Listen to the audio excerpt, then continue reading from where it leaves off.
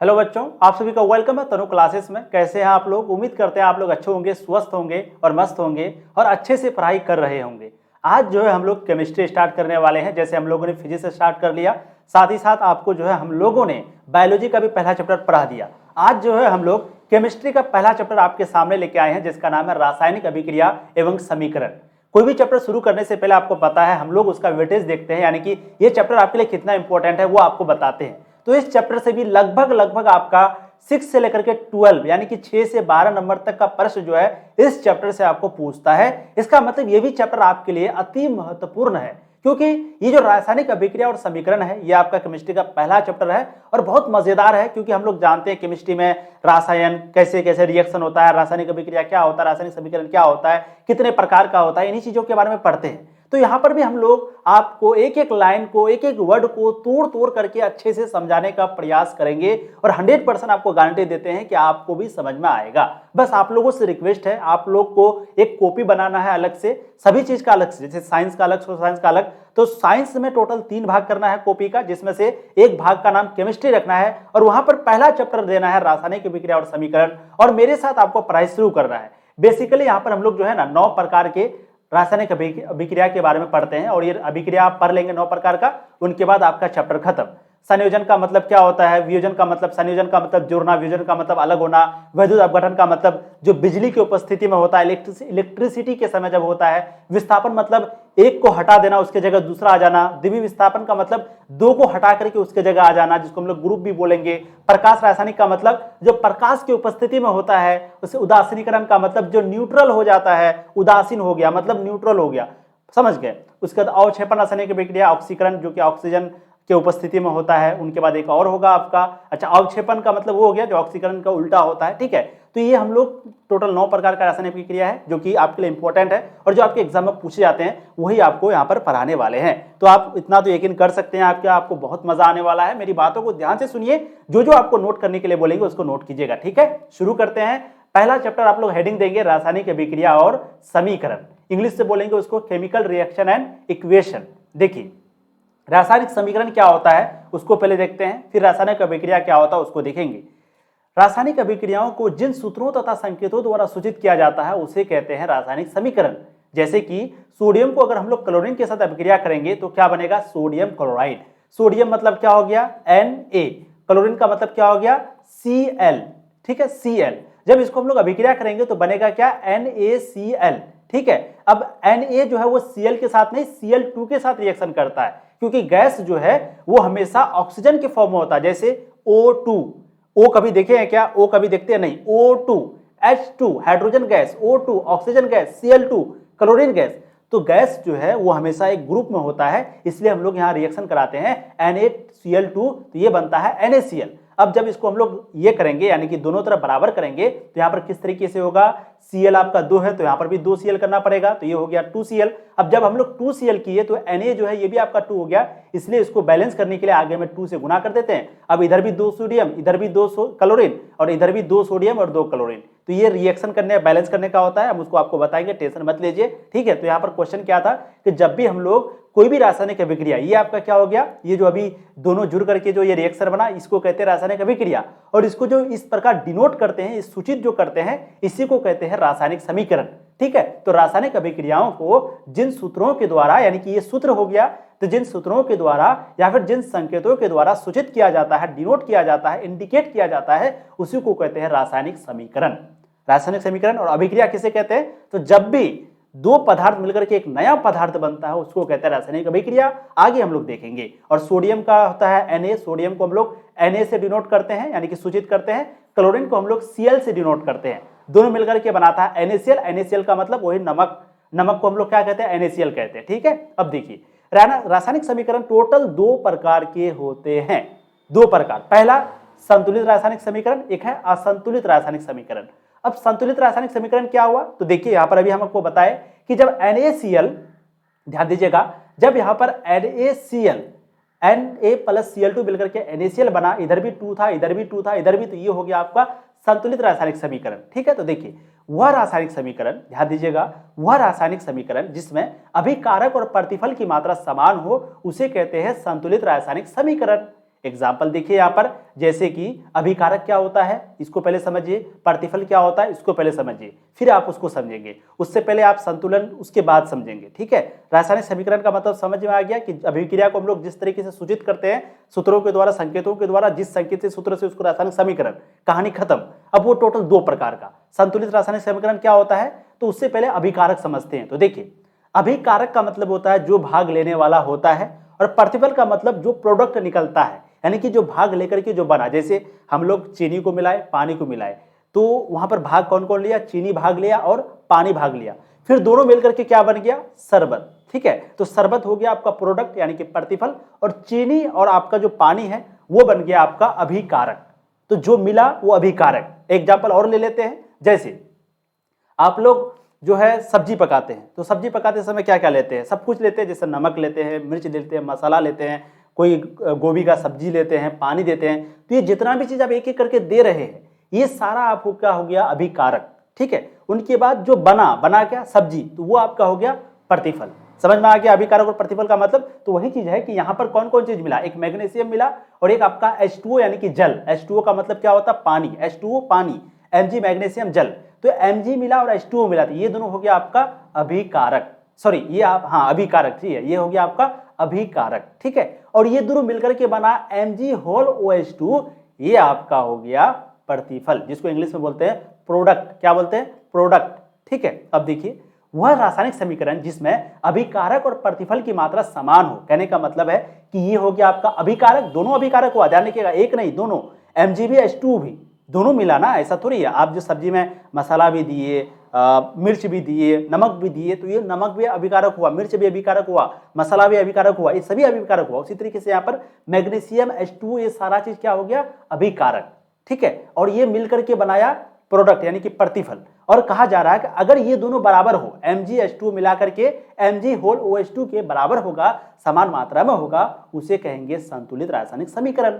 Example देख लेते हैं यहाँ पर, देखिएगा ध्यान से। यहाँ पर जैसे यहाँ पर Mg कितना है, 1 Mg है, 1 Mg यानी कि 1 मैग्नीशियम है, तो यहाँ पर भी कितना Mg है, 1 Mg है, ठीक है। उनके बाद यहाँ पर जो आपका हाइड्रोजन है वो कितना है, तो H2 इधर लगा हुआ है, 2 इधर हो गया और 2 आगे से है, तो आगे में जो रहेगा वो सबसे गुना हो जाता है, तो H के साथ 2 गुना है, तो 2 प्लस H2 यहाँ पर है 2, तो टोटल 4 H हो गया। कितना H हो गया, 4, यानी कि टोटल हाइड्रोजन जो है वो 4 होना चाहिए। अब यहाँ पर देखिए H के साथ ये मल्टीप्लाई है किया, होल में है तो ये मल्टीप्लाई होगा ना। जैसे अगर हम लोग 2, ये आपका होल में है, ध्यान से देखिए, यहाँ पर ये 2 है, इसको हम लोग गुना 2 करेंगे तो 2 दूनी 4 हुआ ना। उसी तरीके से ये जो H है वो 2 के साथ गुना होगा, तो 2 हाइड्रोजन यहाँ पर है और 2 हाइड्रोजन आपका यहाँ पर है, तो टोटल 4 हाइड्रोजन हो गया, ठीक है। तो इधर भी 4 हाइड्रोजन हो गया, इधर भी 4 हाइड्रोजन, इधर भी 1 Mg हो गया, इधर भी 1 Mg। अब ऑक्सीजन का देखते हैं, तो टोटल ऑक्सीजन कितना है, तो ध्यान से देखिएगा, तो ऑक्सीजन जो है वो सिर्फ और सिर्फ 2 है, यानी कि आगे में जैसे मान लेते हैं आपका दिया हुआ है NaCl, यहाँ पर 2 लगा हुआ है, तो ये क्या हो गया, 2 Na और 2 Cl, यानी कि 2 सोडियम भी हुआ और 2 क्लोरीन भी हो गया, यानी कि ये जो 2 है वो दोनों के साथ गुना में है। तो वैसे ही यहाँ पर जो आपका 2 है वो दोनों के साथ, हाइड्रोजन के साथ भी गुना में है और ऑक्सीजन के साथ भी। लेकिन वहीं अगर Na के पीछे 2 लग जाता और Cl के पीछे कुछ नहीं रहता, तो फिर ये जो 2 गुना है वो सिर्फ Na का है। याद रखिएगा, अगर आगे रहेगा कोई भी नंबर, अगर आगे रहेगा तो वो सबके साथ गुना रहेगा, अगर वही नंबर अगर पीछे रहेगा तो वो सिर्फ उसी के साथ गुना रहेगा जिसका पीछे में रहेगा।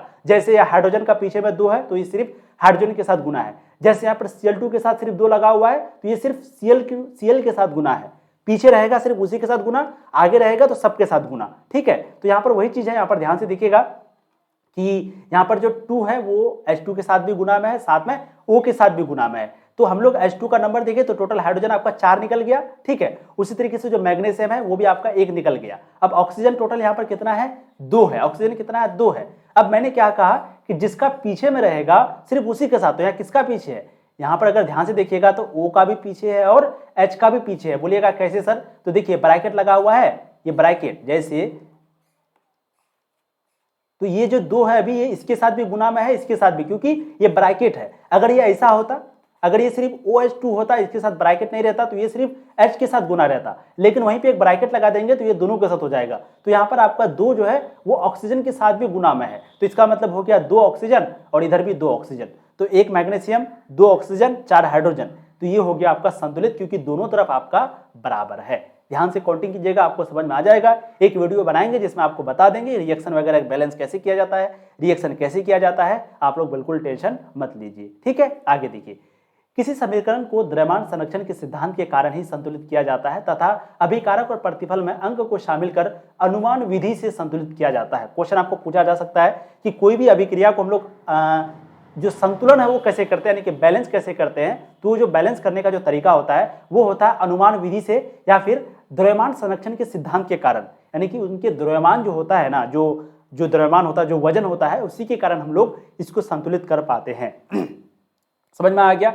हम लोग यहाँ पर परमाणु संख्या को नहीं देखते हैं, जैसे मैग्नीशियम का परमाणु संख्या 12 हो गया, हाइड्रोजन का 1 हो गया, तो ऐसा नहीं कि हम लोग परमाणु संख्या को देख करके नहीं करते बैलेंस, हम लोग द्रव्यमान संख्या को देख करके बैलेंस करते हैं। ठीक है, तो किसी भी समीकरण को द्रव्यमान संरक्षण के सिद्धांत के कारण संतुलित किया जाता है और अभिकारक और प्रतिफल में अंक को शामिल करके अनुमान विधि के द्वारा। अनुमान विधि का मतलब क्या हो गया कि जैसे हम लोग अपने मन से यहाँ पर 2 लगा दिए बैलेंस करने के लिए, यहाँ लगाए थे ना कि आगे में 2 से गुना कर देंगे और इधर भी बैलेंस हो जाएगा, इधर भी बैलेंस हो जाएगा, तो इसी को कहता है अनुमान विधि, यानी कि जो चाहिए उससे गुना कर दिए और ये हो गया बैलेंस। तो इसको बोलेंगे हम लोग संतुलित रासायनिक समीकरण। समझ में आ गया, स्क्रीनशॉट आप लोग ले लीजिए, जिसको बोलते हैं बैलेंस केमिकल इक्वेशन। अब दूसरा है असंतुलित रासायनिक समीकरण, जिसको बोलते हैं अनबैलेंस केमिकल इक्वेशन। तो यहाँ पर सिंपल वही है कि अगर अभिकारक और प्रतिफल का मात्रा आपस में बराबर ना हो, अलग अलग हो, अभिकारक भी अलग हो, प्रतिफल भी अलग हो, उसी को बोलेंगे असंतुलित रासायनिक समीकरण। जैसे वह रासायनिक समीकरण जिसमें अभिकारक और प्रतिफल की मात्राएं आपस में बराबर ना हो, उसको क्या बोलेंगे, असंतुलित रासायनिक समीकरण। एग्जाम्पल Fe+O2 क्या हो जाएगा, Fe+O2। Fe का मतलब आयरन, ऑक्सीजन, O2 का मतलब ऑक्सीजन, तो लोहा, आयरन का मतलब लोहा। तो आपको पता है ना कि जब हम लोग लोहा को अगर हवा के संपर्क में रखते हैं, ऑक्सीजन के संपर्क में रखते हैं, तो उसमें बन जाता है जंग। आप लोग को पता है ना, लोहा को जैसे कोई घर बनाता होगा, उसको वो लोहा अगर बाहर रखा होगा तो उसमें जंग पकड़ लेता है। तो किसके कारण पकड़ता है, ऑक्सीजन के कारण, यानी कि ऑक्सीजन आयरन के साथ मिल करके बनाता है जंग, बनाता है Fe2O3। अब ये Fe2O3 में जो आपका Fe है वो कितना है, 2 है, लेकिन यहाँ पर Fe मात्र 1 है। ठीक है, लेकिन यहाँ पर ऑक्सीजन जो है वो कितना है, 3 है, लेकिन यहाँ पर जो ऑक्सीजन है वो आपका सिर्फ और सिर्फ 2 है। तो ये आपका हो गया असंतुलित रासायनिक समीकरण। समझ में आ गया, यहाँ पर Fe 2 है लेकिन यहाँ Fe 1 है, ऑक्सीजन 2 है लेकिन यहाँ पर ऑक्सीजन कितना है, 3 है। तो ये आपका क्या हो गया, असंतुलित रासायनिक समीकरण। तो रासायनिक समीकरण, संतुलित रासायनिक समीकरण, असंतुलित रासायनिक समीकरण समझ गए, रासायनिक समीकरण आप समझ गए।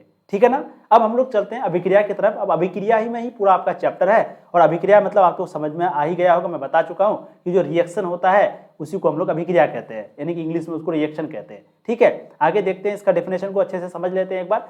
जब कोई पदार्थ अकेले या किसी अन्य पदार्थ के साथ मिलकर के एक नए या फिर एक से अधिक पदार्थ का निर्माण करे, जिसमें नए पदार्थ का जो गुण है वो मूल पदार्थ के गुणों से बिल्कुल अलग हो, उसे कहते हैं रासायनिक अभिक्रिया। समझते हैं थोड़ा। जैसे आपने पानी को मिलाया, आपने चीनी को मिलाया, आपने नींबू को मिलाया, आपने टोटल 1 से ज्यादा सामान को मिलाया। एक नहीं, आप अगर सिर्फ पानी को पानी के साथ मिलाएंगे तो उसका टेस्ट अलग नहीं होगा। हाँ, आप गंदा पानी दे दीजिएगा तो अलग बात है, लेकिन अगर एक शुद्ध पानी के साथ शुद्ध पानी को मिलाएंगे तो उसका टेस्ट आपका नहीं बदलेगा। लेकिन वही शुद्ध पानी के साथ चीनी मिलाएंगे तो ये दोनों चीज अलग हो गया, चीनी भी अलग हो गया, पानी भी अलग हो गया। तो ये 2 चीज मिलकर के एक नया चीज बनाया, शरबत। अब चीनी का टेस्ट अलग है, पानी का टेस्ट बिल्कुल अलग है ना। पानी पियेंगे तो वो तो अलग होता है, मीठा थोड़ी होता है, चीनी मीठा होता है, लेकिन दोनों मिलकर के क्या बन जाता है, शरबत। यानी कि शरबत और चीनी मिलकर के पानी और चीनी मिलकर शरबत बना। जब उसको पिए तो वो थोड़ा मीठा भी लगा, अच्छा भी लगा। तो इसका मतलब उसका जो गुण है वो बिल्कुल अलग हो गया। तो जब भी 2 पदार्थ मिलता है, पानी चीनी मिला, एक नया पदार्थ शरबत बनाया, शरबत का गुण वो भी अलग हुआ, इसी को कहते हैं रासायनिक अभिक्रिया। तो वही है, जब कोई पदार्थ या तो अकेले या किसी अन्य पदार्थ के साथ मिलकर के, याद रखिएगा अकेले भी अगर मिलेगा तो रिएक्शन में देखेंगे कि जैसे F है वो F के साथ मिलकर क्या करता है, इस तरीके से आगे देखेंगे। तो जब कोई पदार्थ अकेले या किसी अन्य पदार्थ के साथ मिलकर के एक या एक से अधिक पदार्थ का निर्माण करता है, जैसे अगर हम लोग दूध को गर्म करेंगे, दूध को चाय के साथ पत्ती उत्ती मिला करके चाय बनाएंगे, तो जब उसको गर्म करेंगे तो पानी जो है वो अलग हो जाता है, भाप बन के उड़ने लगता है। तो भाप अलग बना, चाय अलग बना, तो यहाँ पर 2 पदार्थ बना। तो वही कहा जा रहा है, एक या एक से अधिक नए पदार्थ बनता है, निर्माण करता है, जिसमें नए पदार्थ का गुण मूल पदार्थ के गुणों से, यानी कि नए पदार्थ का स्वाद मूल पदार्थ के स्वाद से, गुण से बिल्कुल अलग होता है, उसी को कहते हैं रासायनिक अभिक्रिया।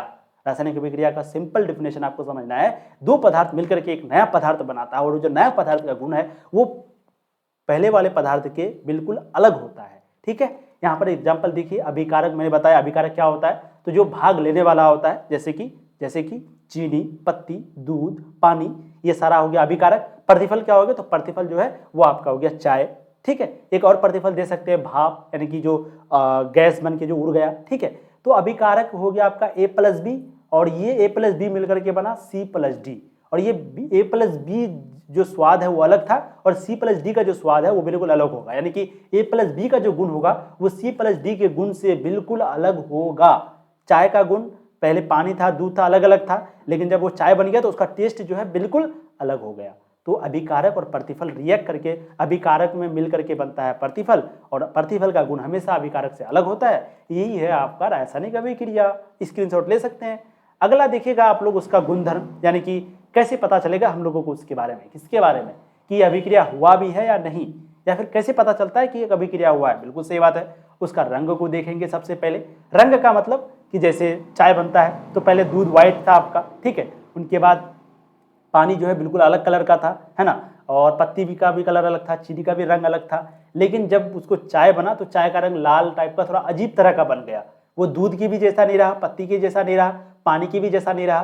तो रंग देख करके हम लोग बता सकते हैं कि यहाँ पर कोई रासायनिक अभिक्रिया हुआ है ना। उसी तरीके से होता भौतिक अवस्था देख करके, अब जैसे कोई बर्फ को लेंगे, बर्फ को जो है हम लोग छोड़ देंगे धूप में, तो पहले बर्फ जो है वो बिल्कुल बर्फ था, लेकिन जब छोड़ दिए धूप में तो वो धीरे धीरे पानी बन गया। तो उसका जो भौतिक अवस्था है, जो फिजिकल स्टेट है, जो जैसे मान लेते हैं इतना बड़ा बड़ा बना हुआ था, वो क्या हो गया, टूट गया, खत्म हो गया। तो उसका भौतिक अवस्था बदल गया, पहले वो ठोस अवस्था में था, फिर वो बन गया द्रव में, ठीक है, यानी कि वो पानी में बदल गया। तो भौतिक अवस्था से भी पता कर सकते हैं। एक रासायनिक गुण, यानी कि उसका टेस्ट, कलर वगैरह देख करके, रासायनिक गुण में भी वही होता है, कलर देखना पड़ता है, टेस्ट देखना पड़ता है, उसका स्वाद कैसा है। अब मान लेते हैं दो कलर को मिलाया तो पहले चीनी का कलर अलग स्वाद था, पहले पानी का स्वाद अलग था, लेकिन सब मिलकर के चाय बना, उसका स्वाद बिल्कुल अलग। तो इस तरीके से भी हम लोग रासायनिक गुण, यानी कि ये तीनों चीज़ों की वजह से, ये तीनों गुणधर्म की वजह से हम लोग बता सकते हैं कि कोई अभिक्रिया हुई है। तो ये हो गया उनका गुण, ठीक है। अब ये इंपॉर्टेंट है, थोड़ा सा तत्व का नाम याद रखिएगा, कभी कभी आपको ऑब्जेक्टिव में पूछ लेता है, इसलिए आप लोग को नोट कर लेना है यहाँ पर। जैसे तत्व का नाम, और ये है उसका लैटिन नाम, यानी कि जो पहले लैटिन नाम था, जैसे सोडियम का पहले नाम क्या था, नाट्रियम। इसीलिए हम लोग, आपको अगर कोई क्वेश्चन पूछ दे कि बताइए सोडियम तो ऐसे लिखा जाता है SODIUM, ठीक है, लेकिन इसको हम लोग डिनोट Na से करते हैं। याद है ना आप लोग को, सोडियम को हम लोग डिनोट कैसे करते हैं, Na से। तो क्यों करते हैं, क्योंकि उनका जो लैटिन नाम है वो नाट्रियम है, याद रहेगा ना। सोडियम को हम लोग लैटिन शब्द में बोलते हैं नाट्रियम, इसीलिए सोडियम को हम लोग Na से डिनोट करते हैं, उनका लैटिन नाम से डिनोट करते हैं, ठीक है। उसी तरीके से जो पोटेशियम है, पोटेशियम को हम लोग K से डिनोट करते हैं, K से, क्योंकि उनका जो लैटिन नाम है वो क्या है, कालियम, ठीक है। कॉपर को हम लोग जो है, कॉपर कैसे लिखा जाता है, COPPER लिखा जाता है, लेकिन इसको डिनोट करते हैं Cu से। क्यों करते हैं, तो क्योंकि इसका जो लैटिन नाम है वो है क्यूपरम, क्या है, क्यूपरम। उसी तरह आयरन को हम लोग लिखते हैं IRON, आयरन, लेकिन इसको, उसका जो लैटिन नाम वो क्या है, फेरम, इसलिए आयरन को हम लोग Fe से सूचित करते हैं। उसी तरीके से जो गोल्ड है उसको इंग्लिश में क्या लिखते हैं, गोल्ड, लेकिन इसको डिनोट करते हैं AU से। सूचित कैसे करते हैं, AU से। क्यों करते हैं, क्योंकि इसका लैटिन नाम क्या है, ऑरम। सिल्वर का लैटिन नाम क्या है, सिल्वर को हम लोग लिखते हैं SILVER, लेकिन इसका जो लैटिन नाम है वो है अर्जेंटम, और सिल्वर को हम लोग डिनोट करते हैं AG से। उसी तरीके से जो मरकरी है, ध्यान दीजिएगा, मरकरी है वो है आपका, मरकरी को कैसे लिखते हैं, MERCURY, मरकरी, लेकिन इसको हम लोग डिनोट करते हैं Hg से। क्यों डिनोट करते हैं, तो क्योंकि इसका जो लैटिन नाम है वो है हाइड्राड जाइरम। उसी तरीके से जो लेड है उसको लिखते हैं LEAD, लेड, लेकिन उसका जो लैटिन नाम है वो है पलम्बम, इसीलिए इसको डिनोट करते हैं, सूचित करते हैं Pb से। पोटेशियम को भी लिख देते हैं यहाँ पर POTTASIUM, पोटेशियम, और नाइट्रियम का सोडियम यहाँ पर लिख दिए हैं। अब यहाँ पर इसको आपको ध्यान से देखना है, याद रखने का तरीका आपको समझा देते हैं। देखिए, तत्व का नाम आपको टोटल 20 तक कम से कम याद रखना है, कम से कम 20 तक याद रखना है, ठीक है। और उनके बाद हो सके तो आगे वाला भी, जैसे सिल्वर का, कोबाल्ट का, सोना का और जिंक का, ये 5-6 और भी आपको याद रखना है एक्स्ट्रा। बाकी 20 तक कम से कम आपको याद रखना है, आपके लिए बहुत लाभदायक होगा, 10th में भी, साथ में 12th में भी, ठीक है। अब तत्व का नाम जो है आपको तो याद रहेगा ही, sodium, potassium, copper, iron, gold, silver, mercury, lead, ये तो आपको याद रहेगा ही, याद है ना, sodium, potassium, copper, iron, gold, silver, mercury, lead, ये तो आपको याद है। अब ये भी आपको याद है कि सोडियम को हम लोग Na से सूचित करते हैं, पोटेशियम को हम लोग के से सूचित करते हैं, कॉपर को हम लोग Cu से सूचित करते हैं, आयरन को हम लोग Fe से सूचित करते हैं, गोल्ड को हम लोग Au से सूचित करते हैं, सिल्वर को हम लोग Ag से सूचित करते हैं, मरकरी को हम लोग Hg से सूचित करते हैं, और लेड यानी कि जो लेड है उसको सूचित करते हैं Pb से। अब क्वेश्चन पूछ सकता है पूछने वाला कि क्यों करते हैं, तो क्योंकि सोडियम को Na से इसलिए सूचित करते हैं क्योंकि नाट्रियम का पहला शब्द है Na, इसलिए Na, कालियम का पहला शब्द है K, तो इसलिए K से सूचित करते हैं। क्यूपरम, कॉपर को क्यूपरम से करते हैं क्योंकि इनका क्यूपरम लैटिन नाम है, क्यूपरम Cu। उसके बाद फेरम, आयरन को ferrum Fe, ferrum, Aurum Au, Aurum Auram, argentum Argentem, इसलिए Ag, हाइड्रार्जाइरम इसलिए Hg, प्लम्बम Plumbum, प्लम्बम जिसको हम लोग करते हैं Pb। तो लैटिन नाम को आप कैसे याद रखना है, तो जो उसको सूचित करते हैं Na से नाट्रियम, K से कालियम, Cu क्यूपर, और ज़्यादा ट्रिक नहीं, रट लेना है, सब ये सब रट लेना है, चाहे जैसे हो। रटने का मैं नहीं कहूँगा, लेकिन ये आपको रट लेना क्योंकि आपको आगे बहुत काम देगा और प्रैक्टिस करेंगे तो आपको याद हो ही जाएगा। ठीक है, तो गुणधर्म समझ में आ गया, तत्व का नाम, लैटिन नाम आपको समझ में आ गया। इसमें सोडियम वाला नाम बहुत बार पूछ लिया जाता है, इसलिए याद रखिएगा अच्छे से। ठीक है, अब देखिए थोड़ा सा कुछ रिएक्शन देख लीजिए। जब भी हम लोग जिंक को सल्फ्यूरिक अम्ल के साथ प्रतिक्रिया करते हैं तो क्या बनता है, ये आपका जिंक हो गया। जिंक को कैसे डिनोट करते हैं, जिंक, अच्छा जिंक का परमाणु संख्या कितना होता है, 30 होता है, जिंक 30। ठीक है, तो जिंक को जब भी हम लोग H2SO4 के साथ डिनोट करते हैं, जिंक को जब भी हम लोग H2SO4 के साथ अभिक्रिया कराते हैं तो बनता है जिंक सल्फेट। H2SO4 हो गया आपका सल्फ्यूरिक अम्ल, जिंक हो गया जिंक।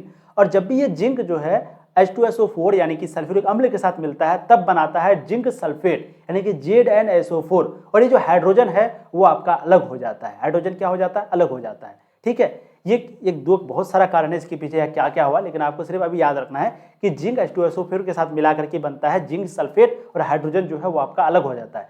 ZnH2SO4 जब मिलता है तो H2 को हटाकर H2 के जगह आ जाता है Zn, H2 के जगह क्या आ जाता है ZnH2SO4 आ गया और ये H2 जो है वो हट जाता है। तो इसी को हम लोग प्रतिस्थापन अभिक्रिया भी कहते हैं। क्या कहते हैं, प्रतिस्थापन अभिक्रिया। और यहाँ पर अभी प्रतिस्थापन अभिक्रिया आगे आने वाला है, उसको भी याद मत रखिए, बस यहाँ पर समझिए कि जिंक जो है H2SO4 के साथ रिएक्ट किया और बना ZnSO4। समझ में आ रहा है ना। उसी तरीके से जब हम लोग मैग्नीशियम को खुले वायु में जलाते हैं तो क्या बनता है। अब जैसे ही हम लोग खुले वायु में जलाएंगे, जैसे कोई भी आग जो जलती है तो वो कब जलती है, जब उसको ऑक्सीजन मिलता है, क्योंकि इस पूरी दुनिया में ऑक्सीजन है, पूरे पृथ्वी में ऑक्सीजन है। ठीक है, तो जब भी हम लोग मैग्नीशियम यानी कि Mg को ऑक्सीजन के साथ जब हम लोग ये करते हैं, मतलब कि डिनोट करते हैं, ठीक है, यहाँ पर ये 2 है, तो जब भी हम लोग मैग्नीशियम को ऑक्सीजन के साथ ये करते हैं, अभिक्रिया कराते हैं, रिएक्शन कराते हैं, तब बनता है MgO यानी कि मैग्नीशियम ऑक्साइड। तो मैग्नीशियम प्लस ऑक्सीजन बराबर मैग्नीशियम ऑक्साइड। ठीक है, और क्योंकि यहाँ पर आपको पहले हम बता चुके हैं कि H2 जो है, O2 जो है, उसके बाद Cl2 जो है, ये कभी भी अलग नहीं रहता क्योंकि ये हमेशा गैस फॉर्म में रहता है। और गैस जो है वो हमेशा 2 मॉलिक्यूल को लेकर रखता है, 2 को, जैसे H2 2 है यहाँ पर, O2 Cl2। तो मैग्नीशियम जो है वो आपका ऑक्सीजन के साथ रिएक्ट किया, बना MgO। अब यहाँ पर ऑक्सीजन कितना है, 2 है, तो आपको भी यहाँ पर 2 लगाना पड़ेगा आगे ताकि 2 ऑक्सीजन बन जाए। ठीक है, अब जब हम लोग ऑक्सीजन 2 हो गया, ऑक्सीजन इधर भी 2 हो गया, यानी कि अभिकारक और प्रतिफल का जो मात्रा है वो बराबर हुआ। लेकिन ये जो मैग्नीशियम है वो यहाँ पर 2 हो गया, क्योंकि आपको क्या बताए, अगर आप कोई चीज को आगे देकर के गुना करेंगे तो ये तो Mg के साथ भी गुना होगा, O के साथ भी गुना होगा। ठीक है, तो O तो 2 हो गया लेकिन Mg भी 2 हो गया। जब Mg 2 हो जाएगा तो फिर आपको इधर 2 से गुना कर देना है और इधर भी 2 Mg, तो इधर 2 Mg, इधर 2 Mg, इधर 2 ऑक्सीजन, इधर भी 2 ऑक्सीजन। तो ये हो गया आपका संतुलित रासायनिक अभिक्रिया। ठीक है, सॉरी, संतुलित रासायनिक समीकरण, बैलेंस इक्वेशन। ठीक है, तो संतुलित का भी मतलब समझ में आ गया, 2 रिएक्शन आपको करवाए वो भी समझ में आ गया। ठीक है, अब रासायनिक अभिक्रिया टोटल 9 प्रकार के होते हैं, आपको हम बता दिए हैं क्या क्या होता है, एक बार फटाफट देख लीजिए। संयोजन या संश्लेषण, एडिशन, इंग्लिश याद रखिएगा, समझ में आ जाएगा। एडिशन यानी कि जब जुड़ता है उसको बोलते हैं एडिशन। वियोजन या अपघटन यानी कि अपघटन, अलग होना, वियोजन अलग होना, डिकम्पोजिशन। ठीक है, वैद्युत अपघटन का मतलब क्या बताए, जो कि इलेक्ट्रिसिटी, जब वैद्युत यानी कि बिजली, विद्युत याद रहे ना, इलेक्ट्रोलाइट, इलेक्ट्रिसिटी। तो जब भी बिजली की उपस्थिति में, इलेक्ट्रिसिटी की उपस्थिति में, वैद्युत की उपस्थिति में जब भी कोई रिएक्शन होगा उसको वैद्युत अपघटन कहते हैं। सिंपल भाषा में समझिए। विस्थापन यानी कि विस्थापन का मतलब क्या होता है, एक जगह से दूसरी जगह जाना। तो हम लोगों ने अभी देखा कि जब वहां पर H2SO4 जिंक के साथ रिएक्ट किया तो H2 को जो है वहां पर हटा दिया और उसकी जगह आ गया जिंक। तो एक मॉलिक्यूल को हटा देना, उसकी जगह दूसरा आ जाना, उसको बोलते हैं विस्थापन। और 2 मॉलिक्यूल को हटाना, उसकी जगह दो आना तो उसको बोलते हैं द्विवीय विस्थापन। दो से ज्यादा भी रहेगा तब भी उसको द्विवीय विस्थापन ही बोलेंगे, और एक रहेगा सिर्फ तो उसको विस्थापन बोलेंगे। दो या दो से ज्यादा रहेगा तो उसको द्विवीय विस्थापन। प्रकाश रासायनिक अभिक्रिया के बारे में क्या बताए, जो कि प्रकाश की उपस्थिति में जो रिएक्शन होता है, ठीक है, प्रकाश की उपस्थिति में। अगला है उदासीनीकरण। उदासीनीकरण का मतलब जो न्यूट्रल हो जाता है, जैसे सोडियम का आपको बताए, सोडियम और क्लोरीन मिलकर के क्या बनता है NaCl, और NaCl नमक, वो क्या हो जाता है न्यूट्रल, तो वो हो गया उदासीनीकरण। उसी तरीके से अवक्षेपण रासायनिक अभिक्रिया हो गया, एक है ऑक्सीकरण रासायनिक अभिक्रिया, जो कि ऑक्सीजन की उपस्थिति में होता है, ऑक्सीजन की अनुपस्थिति में अवक्षेपण। तो ये सारा एक एक करके हम लोग यहाँ पर पढ़ने वाले हैं, ठीक है, ध्यान से देखिएगा। अब एक एक करके ये चैप्टर फिर आपका हो जाएगा समाप्त। और मजा आ रहा है अगर तो प्लीज वीडियो को लाइक कर दीजिएगा, प्लीज आप लोग वीडियो को लाइक करके चैनल को सब्सक्राइब कर दीजिए। बिल्कुल नया चैनल है, आप सबको पता है, इसलिए आप लोग को हो सके तो आपके जो भी दोस्त हैं, आपको अगर मजा आ रहा है, सच में मजा आ रहा है, तो आपके जो भी दोस्त हैं, साथी हैं, प्लीज उनको ज्यादा से ज्यादा शेयर करें, उनको बताएं कि यहाँ पर भी जो है 10th क्लास की संपूर्ण तैयारी आपको यहाँ पर कराई जाएगी, पूरी तैयारी आपको कराई जाएगी, इस बात की गारंटी है। और आप एक अच्छे नंबर ला सकते हैं, डिस्ट्रिक्ट टॉपर और स्टेट टॉपर बन सकते हैं चैनल से पढ़ के। ये PDF वगैरह सारा चीज आपको फ्री मिल रहा है, कहाँ पर, तनु क्लासेस ऐप पर। तो आपको प्ले स्टोर पर जाना है, वहां से आपको तनु क्लासेस ऐप सर्च करना है, वहां से डाउनलोड करके इंस्टॉल करके ये सारा PDF को प्राप्त करना है, ठीक है। चलिए, तो रासायनिक अभिक्रिया में जो सबसे पहला अभिक्रिया है वो है संयोजन या संश्लेषण अभिक्रिया, जिसको बोलते हैं एडिशन या सिंथेसिस। क्या होता है, तो वह रासायनिक अभिक्रिया जिसमें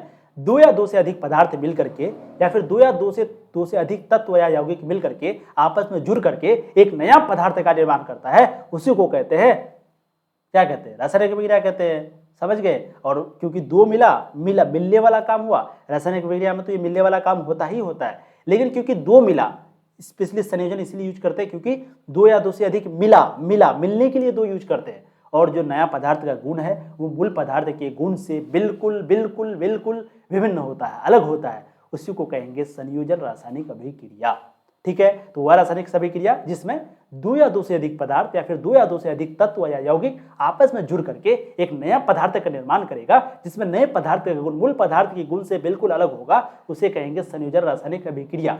एग्जाम्पल देखिएगा, क्लोरीन तथा सोडियम को जब हम लोग आपस में मिलाएंगे तो बनेगा सोडियम क्लोराइड।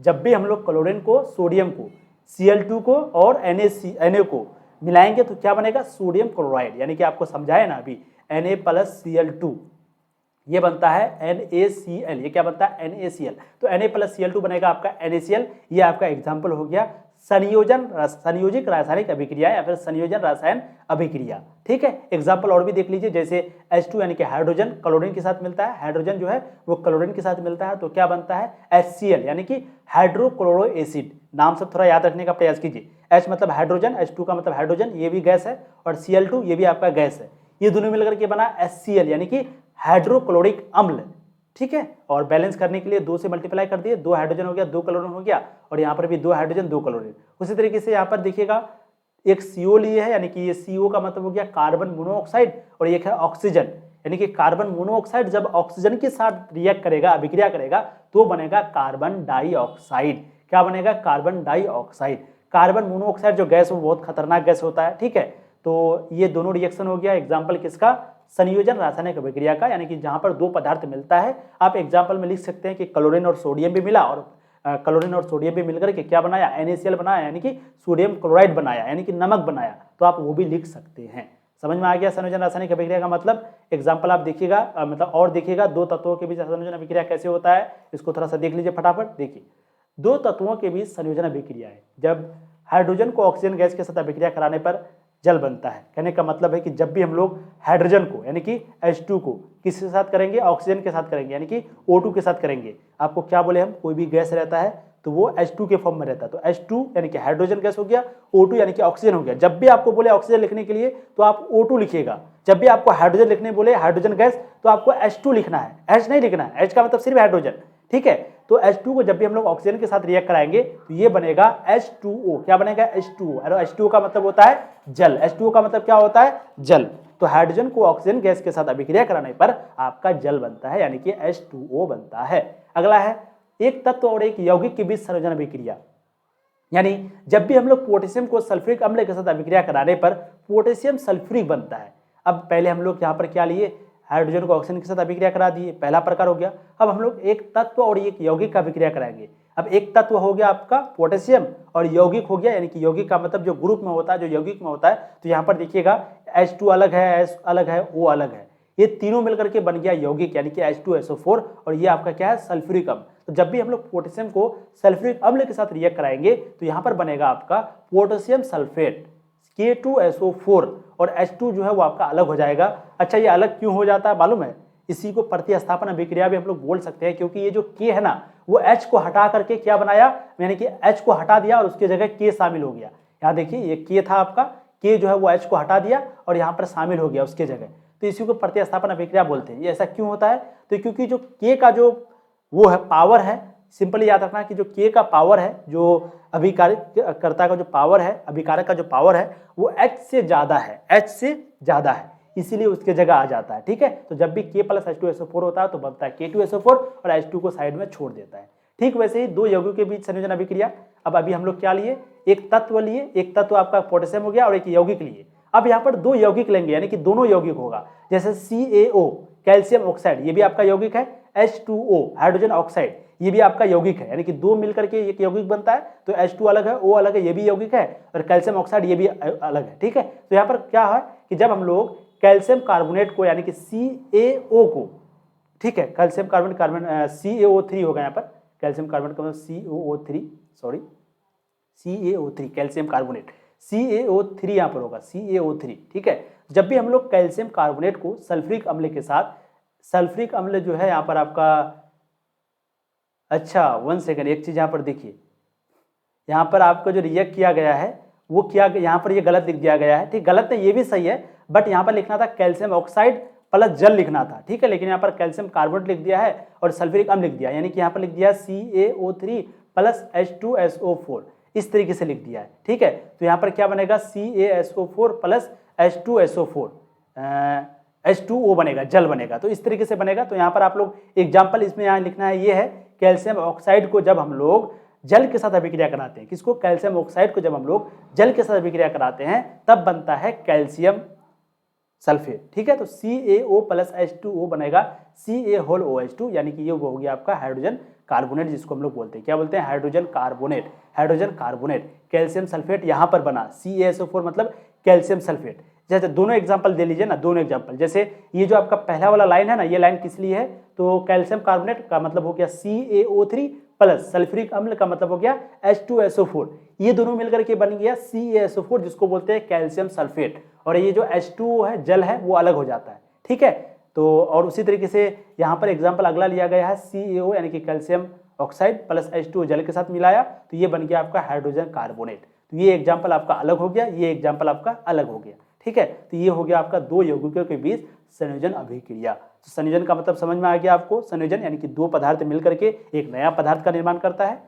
यहाँ पर आप वो भी देख लिए कौन कौन सा पदार्थ वगैरह आपस में मिलाने पर सोडियम क्लोराइड का एक बड़ा परमाणु प्राप्त हुआ, वो भी देख लिए। आपको वो भी बता दिए कैसे कैसे करके हुआ, एक तत्व एक यौगिक के बीच कैसे हुआ, दो यौगिकों के बीच कैसे हुआ, वो भी देख लिए। अब जो नेक्स्ट वीडियो आएगा वहां पर हम लोग वियोजन से शुरू करेंगे, फिर वियोजन पढ़ेंगे, फिर वैद्युत अपघटन पढ़ेंगे और एक एक करके पूरे चैप्टर को समाप्त करेंगे। उम्मीद करते हैं आज का सेशन आपको अच्छा लगा होगा। अगर अच्छा लगा है तो प्लीज वीडियो को लाइक करने के साथ साथ चैनल को भी सब्सक्राइब करें, और हाँ, वीडियो को जितना हो सके प्लीज़ शेयर करें। और बस यहाँ पर आपकी पूरी तैयारी होगी, इस बात की गारंटी रखिए, आप यकीन रखिए, आपको यहाँ से ज़्यादा मज़ा नहीं आने वाला है। एकदम तोड़ तोड़ के पढ़ेंगे और बहुत ही जल्द हम लोग डिजिटल बोर्ड लेने वाले हैं, और आप सबको पता है डिजिटल बोर्ड में पढ़ने में कितना मज़ा आता है। तो प्लीज़ आप लोग ज़्यादा से ज़्यादा प्यार दें, जल्द से जल्द दें, ताकि हम लोग डिजिटल बोर्ड भी खरीद पाएँ बहुत जल्द, 1-2 महीने के अंदर में। बस आप लोग 1000 सब्सक्राइबर का टारगेट है, जितना जल्दी हो सके पूरा दीजिए। ठीक है, थैंक यू सो मच अपना कीमती वक्त देने के लिए। ऐसे ही पढ़ाई करते रहिए। All the very best. Copy कलम जरूर अलग बना लेना। Thank you.